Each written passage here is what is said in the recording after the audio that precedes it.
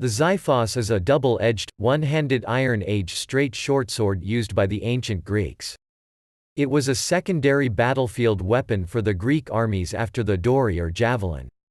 The classic blade was generally about 45 to 60 centimeters long, although the Spartans supposedly started to use blades as short as 30 centimeters around the era of the Greco-Persian Wars. The xiphos sometimes has a midrib, and is diamond or lenticular in cross-section. It was generally hung from a baldric under the left arm. The xiphos was generally used only when the spear was broken, taken by the enemy, or discarded for close combat.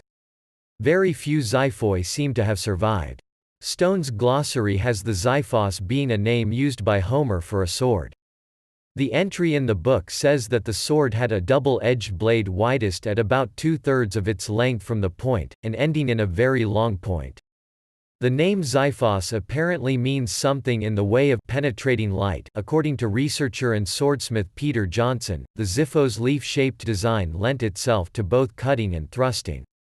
The design has most likely been in existence since the appearance of the first swords. Blades in bronze and iron are suitable for a leaf shape due to the softness of the metals in comparison to steel. Bronze swords are cast and are thus more easily formed into a leaf shape than iron swords, which need to be forged.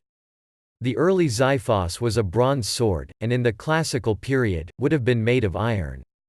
The early Celtic La Tène short sword, contemporary with the xiphos, had a virtually identical blade design as the xiphos. The leaf-shaped short swords were not limited to Greece, as mentioned, but can be found throughout Europe in the Late Bronze Age under various names. Bronze leaf-shaped swords from as early as the late 2nd millennium still survive.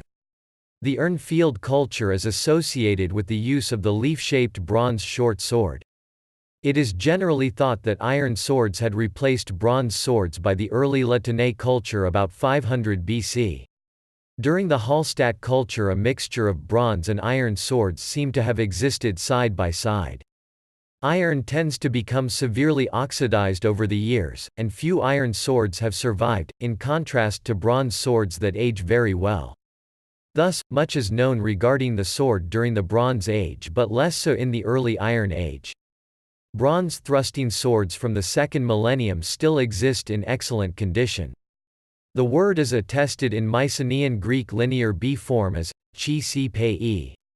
A relation to Arabic saifun and Egyptian sēfet has been suggested, although this does not explain the presence of a labiovelar in Mycenaean.